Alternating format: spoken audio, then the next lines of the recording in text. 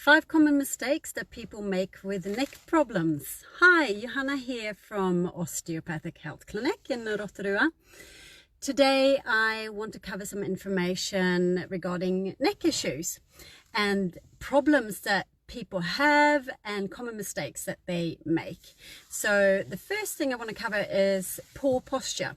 So this can be at work, which is obviously quite a common problem, whether it's heavy manual work and kind of having to get into real awkward positions and lifting heavy and not taking the time to use tools that might be available.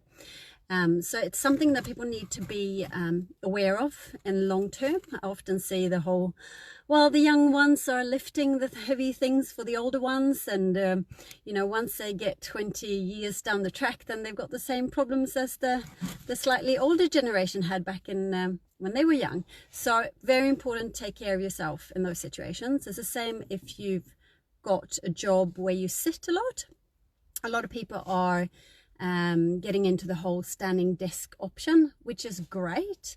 I think if you've got the option of standing or sitting and you can alternate during the day, then that really helps.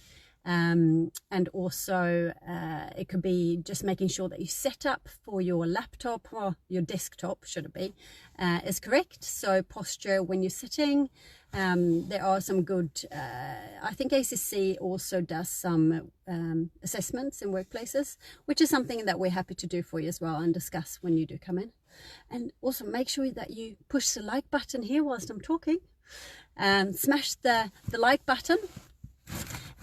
As well as at home, that's also an issue. So we often see people with neck issues that sit in the evening.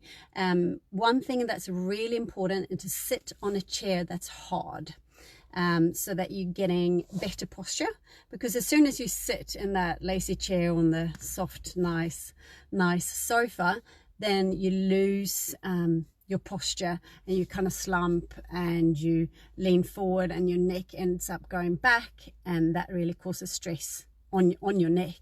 So it's something that you need to be aware of. And the other thing, looking at your mattress, very important, and your pillow. So that's the second biggest thing. Having a good supportive pillow. And we recommend more the kind of latex foam pillows. Often they have that S shape that I'm sure lots of you have seen.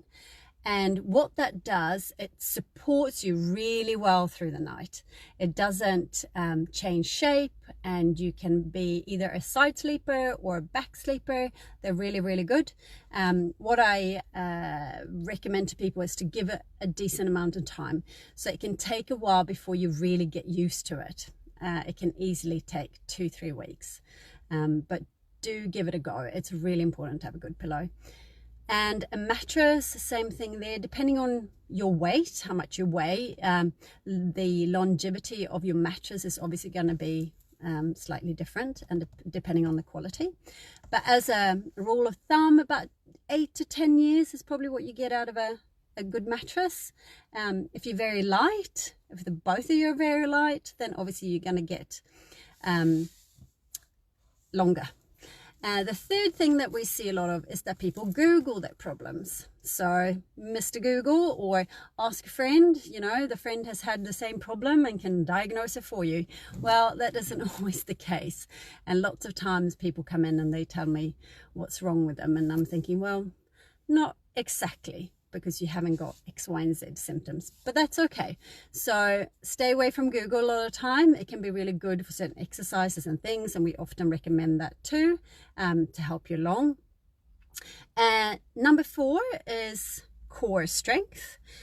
So being really strong through your core makes a big difference. And I just discussed this with the patient the other day, and we're talking about building up overall strength, not just for your neck, but in general for back and other issues. And that takes time. This is not something that happens, you know, in 1 month or 2 months or whatever. Personal experience to really build strength, you're looking at a good 12 months before you really feel like, you know, I've got this, I've made a big difference. So it's consistency and doing things frequently that makes a difference. And the next thing as well, number 5, popping pills.